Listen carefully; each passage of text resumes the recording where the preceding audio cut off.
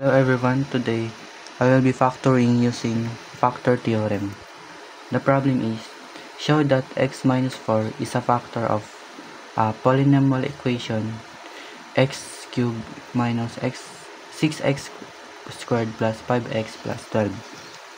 So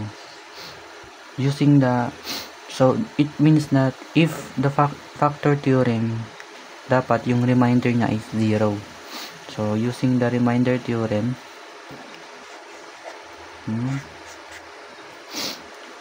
polynomial equation equal to x cubed minus 6x squared plus 5x plus 12.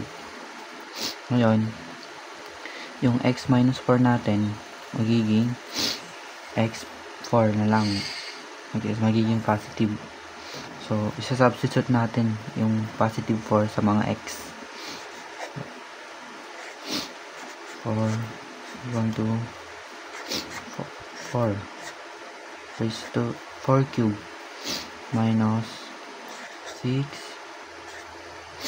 4 squared plus 5 times 4 plus 12. Ngayon, simplify natin. Nangyari 4 cube magiging 64 minus 6 4 squared magiging 16 plus 5 times 4 20 plus 12, copy na lang. Then